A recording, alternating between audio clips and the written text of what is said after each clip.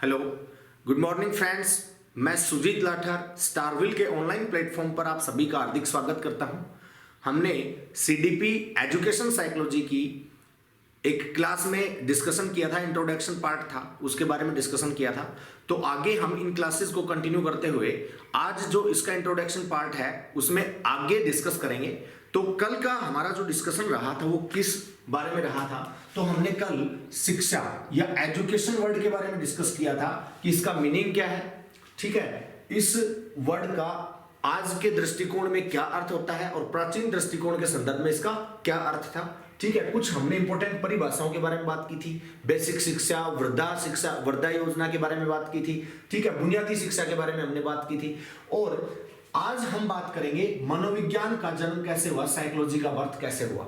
तो साइकोलॉजी के बर्थ की अगर बात की जाए तो साइकोलॉजी में यहां पर हम सबसे पहले यूनान के 3 महान दार्शनिकों के बारे में चर्चा करेंगे। यूनान के 3 महान दार्शनिक कौन कौन हुए हैं तो आप लोग जानते भी होंगे, उनके नाम पहली बार नहीं सुन रहे होंगे। तो उनमें है सुकरात,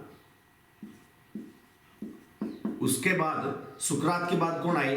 प्लेटो, और प्लेटो के बाद कौन आए? अरस्तु या एरिस्टोटल जिनको हम बोलते हैं।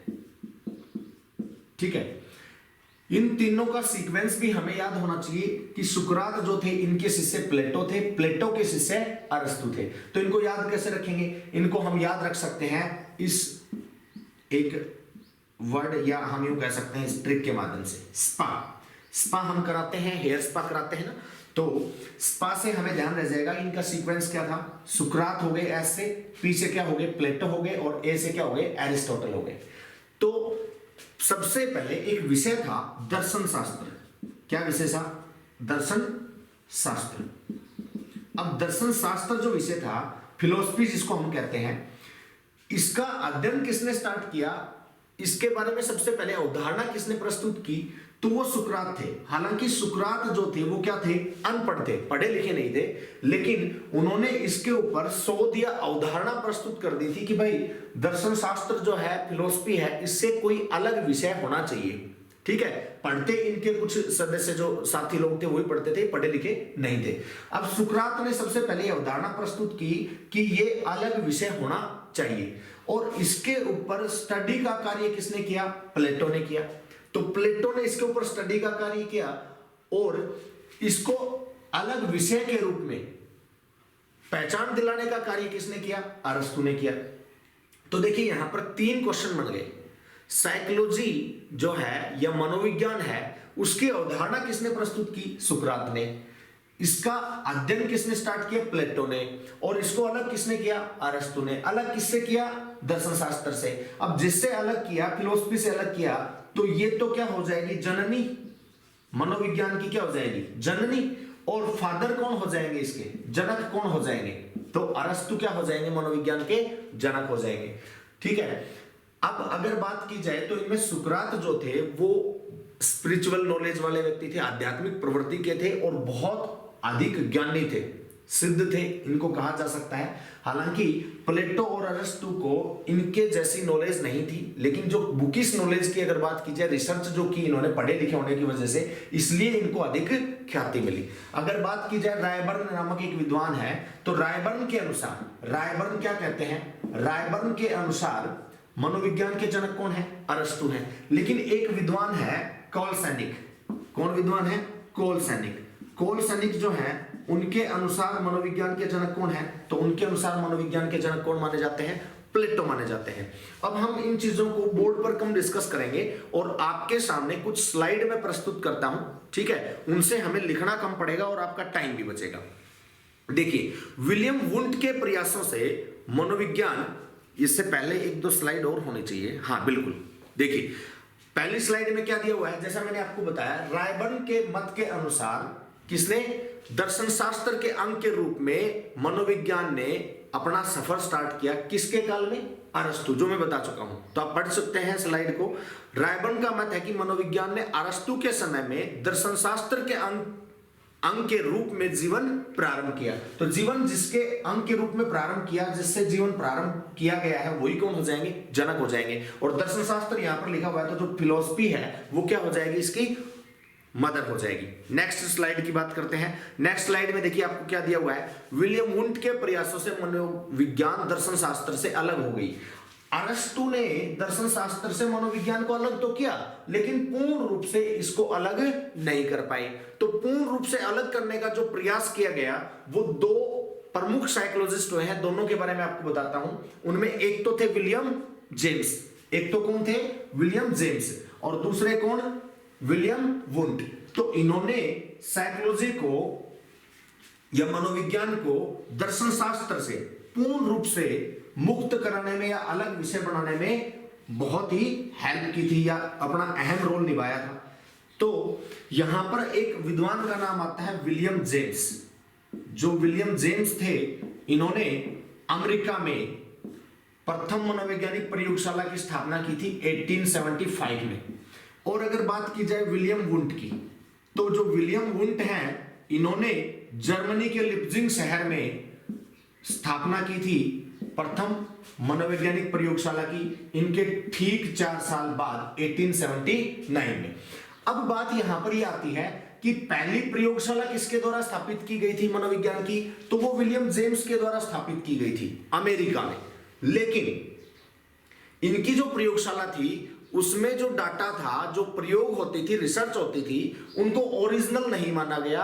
उनके ऊपर अच्छे से रिसर्च ना करके वैसे ही उनको मेंशन कर दिया गया, मिला दिया गया, या वहां पर प्रदर्शित कर दिया गया।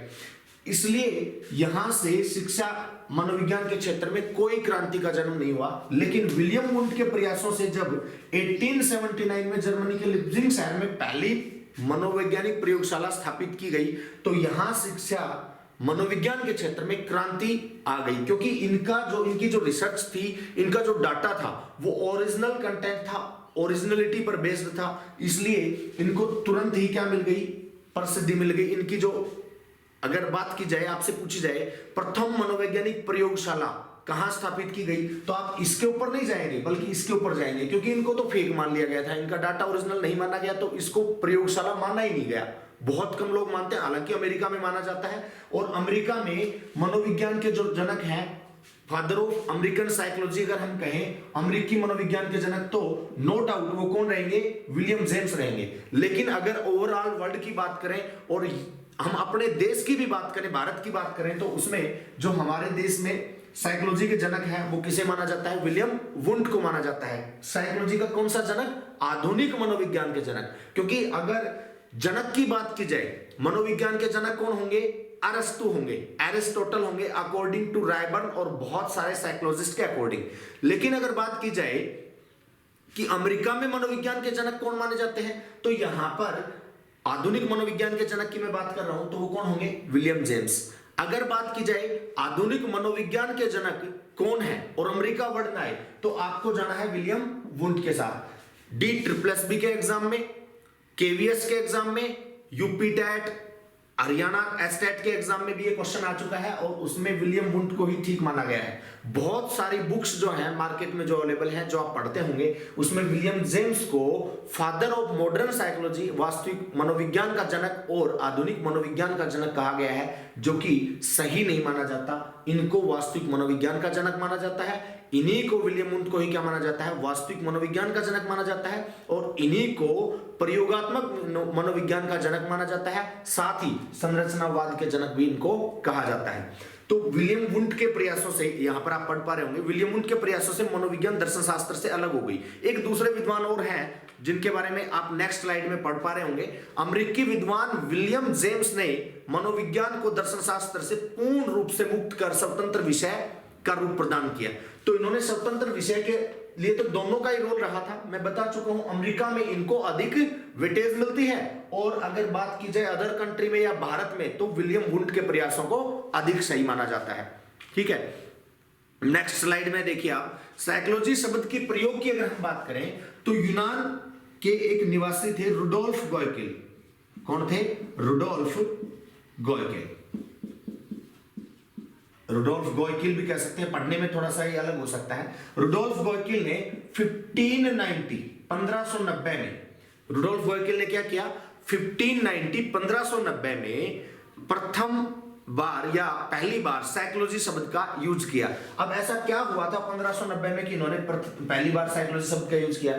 तो इन्होंने 1590 में एक साइकोलॉजिया नामक पुस्तक लिखी थी। नेक्स्ट स्लाइड में आप देख भी पा रहे होंगे, साइकोलॉजी की प्रथम पुस्तक जो है उसका नाम क्या है? साइकोलॉजिया। आपसे क्वेश्चन पूछा जा सकता है कि मनोविज्ञान की पहली पुस्तक कौन सी थी? तो मनोविज्ञान की पहली पुस्तक का नाम क्या है? साइकोलॉजिया, जो किसके द्वारा लिखी थी?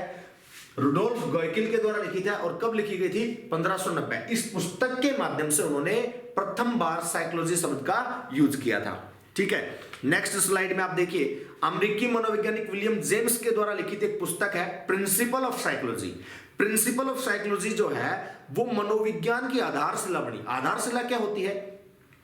जैसे अगर हम बात करें किसी भी चीज की नींव, बेस जो होता है उसको हम आधार कहते हैं। तो उनके द्वारा जो प्रिंसिपल ऑफ साइकोलॉजी पुस्तक है वो मनोविज्ञान में क्या बनी? आधारशिला बनी मनोविज्ञान की। ठीक है, नेक्स्ट अगर पॉइंट की बात की जाए तो मैं आप लोगों के साथ डिस्कस कर चुका हूं। आप लोग देख सकते हैं अरस्तु जो यूनान के महान दार्शनिक रहे हैं, मनोविज्ञान के जनक इनको कहा जाता है, फादर ऑफ साइकोलॉजी, एरिस्टोटल। ठीक है, अब यहां पर जिन 3 यूनान के महान दार्शनिकों के बारे में मैंने बात की थी, उनमें कौन कौन है? तो उनमें सुकरात है, प्लेटो है और अरस्तु है। तो यहां पर अगर हम बात करें सबसे पहले तो सुकरात है। सुकरात आप देख पा रहे होंगे बीच में है। ठीक है, और राइट साइड की अगर बात की जाए तो ये कौन है? राइट साइड में है प्लेटो। और अगर बात की जाए लेफ्ट साइड में तो अभी मैंने आपको बताया इससे पहले स्लाइड में एरिस्टोटल या अरस्तु है। यहां एक चीज का और थोड़ा सा देखना है, इन्होंने जो सुकरात और प्लेटो है उन्होंने क्या कहा कि माइंड और बॉडी, जो मन है, ठीक है, और शरीर है, वो क्या है? अलग है। ठीक है, mind and body are separate. और इन्होंने क्या कहा कि जो नॉलेज है वो इनबोर्न है, इनबोर्न नॉलेज हमारे साथ आती है। ये मानना था पहले किनका? अगर मैं बात करूं सुकरात और प्लेटो का, तो सुकरात प्लेटो के गुरु थे। ठीक है, और उसके बाद जो एरिस्टोटल है ना, इन्होंने पहली बार क्या कहा कि mind and body are one, यानी कि माइंड और अगर बात करें मन की और शरीर की, तो मन और शरीर एक है। क्वेश्चन इस तरीके से आ जाए कि किस दार्शनिक ने कहा है कि मन और शरीर अलग नहीं बल्कि एक ही है, तो वो कौन है? एरिस्टोटल है। ठीक है, मनोविज्ञान की जननी कौन है? मैं आपको बता चुका हूं, दर्शनशास्त्र, philosophy. The mother of education psychology या psychology is philosophy. Next slide में हम देखते हैं मनोविज्ञान के वास्तविक जनक कौन है। मैं डिस्कस कर चुका हूं आप लोगों के सामने, ये विलियम वुंट साहब है। आप देख पा रहे होंगे, इमेज भी आपके सामने लगी हुई है स्लाइड में। तो विलियम वुंट को वास्तविक मनोविज्ञान का जनक कहा जाता है। इसके अलावा अगर हम बात करें संरचनावाद के जनक भी और वास्तविक मनोविज्ञान के जनक या मनोविज्ञान के वास्तविक जनक, the real father of psychology also William Wundt. इसके अलावा संरचनावाद या स्ट्रक्चरलिज्म की अगर बात की जाए तो इसके जनक भी कौन है? विलियम वुंट को कहा जाता है। प्रयोगात्मक मनोविज्ञान के जनक, मैं इस बारे में भी चर्चा कर चुका हूं आपसे। प्रयोगात्मक मनोविज्ञान एक्सपेरिमेंटल साइकोलॉजी के जो जनक हैं वो भी कौन है? विलियम वुंट है।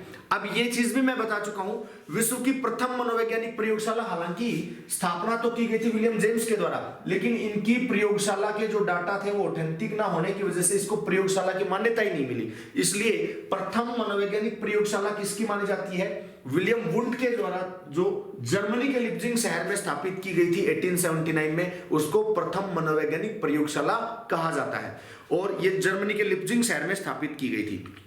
नेक्स्ट पॉइंट की अगर बात की जाए तो देखिए, फर्स्ट साइकोलॉजिकल लैब, जर्मनी का जो लिप्जिंग शहर है उसमें साइकोलॉजी की लैब आप देख पा रहे होंगे इमेज में जो नीचे है, और उस लैब में जो रिसर्च का कार्य हो रहा है जिसमें बैठे हैं तो वो कौन है? विलियम वुंट है। और उनके साथ उनकी टीम है जो रिसर्च में थी। इस कॉलेज में जो वो प्रथम मनोवैज्ञानिक प्रयोगशाला थी उसमें रिसर्च भी एक टीम के द्वारा किया गया था। तो यहाँ का जो डाटा था वो ओरिजिनल कंटेंट पे बेस्ड था, कंप्लीटली जो रिसर्च की गई थी वो ऑथेंटिक थी। ठीक है, नेक्स्ट पॉइंट की अगर बात करें तो नेक्स्ट स्लाइड में आप देख पा रहे होंगे, अगर हमसे कभी क्वेश्चन पूछ लिया जाए कि भारत की प्रथम मनोवैज्ञानिक प्रयोगशाला की स्थापना कब और किसके द्वारा की गई, तो भारत में प्रथम मनोवैज्ञानिक प्रयोगशाला की स्थापना 1915-16 में किसके द्वारा? सेनगुप्त के द्वारा की गई थी। और कहां?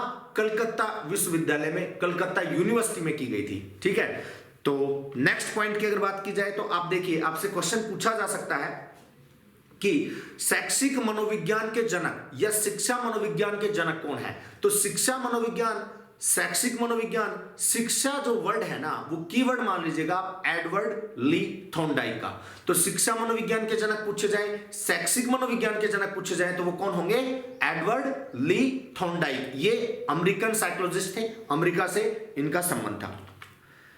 नेक्स्ट पॉइंट की अगर बात की जाए, मनोविज्ञान मानव व्यवहार का अध्ययन करता है। मनोविज्ञान किसका अध्ययन करता है? मानव व्यवहार का अध्ययन करता है। ठीक है, और शिक्षा मानव व्यवहार में परिवर्तन करती है। तो शिक्षा जो है, एजुकेशन है, वो तो हमारे व्यवहार में क्या लाती है? परिवर्तन लाती है। किसी व्यक्ति के व्यवहार से हम ये समझ सकते हैं कि वो व्यक्ति कितना शिक्षित है। ठीक है, और मनोविज्ञान क्या करता है? मानव व्यवहार का अध्ययन करता है। अतः शिक्षा और मनोविज्ञान में आपस में कैसा संबंध हो गया? बहुत ही गहन और गहरा संबंध होगा, ऐसा कहा जा सकता है। ठीक है, तो आज की क्लास में हमने मेनली किस चीज के बारे में डिस्कशन किया है? आज की क्लास में हमने डिस्कशन किया है साइकोलॉजी शब्द की उत्पत्ति, साइकोलॉजी शब्द का प्रथम प्रयोग किसने किया, मनोविज्ञान के जनक कौन है, आधुनिक मनोविज्ञान के जनक कौन है। तो हमने इन सभी मेन जो पॉइंट हैं, जो प्रॉब्लमेटिक होते हैं, कई बार एग्जाम में हम कंफ्यूज हो जाते हैं, उनके बारे में चर्चा की है। और जो मैं आप लोगों से चर्चा कर रहा हूं, इस पे आप किसी भी प्रकार का कोई डाउट नहीं रखिएगा। मैंने बहुत अच्छी रिसर्च के बाद आपके सामने ये कंटेंट प्रस्तुत किया है। आई होप आपको ये क्लास अच्छे से पसंद आई होगी। अगर आपको ये क्लास पसंद आई है तो प्लीज इसको लाइक कीजिएगा और कमेंट कीजिएगा, ताकि हमें थोड़ा मोटिवेशन मिले। और हो सके तो अपने ग्रुप में, यार दोस्तों में इसको शेयर जरूर कीजिएगा। ठीक है, चैनल पर कोई नए हैं तो चैनल को सब्सक्राइब करना ना भूलिएगा, ताकि आपको आने वाले टाइम में भी इसी प्रकार का क्वालिटी कंटेंट मिलता रहे। तो आज की क्लास में इतना ही, मिलते हैं नेक्स्ट क्लास में। तब तक के लिए नमस्कार, बाय बाय, टेक केयर।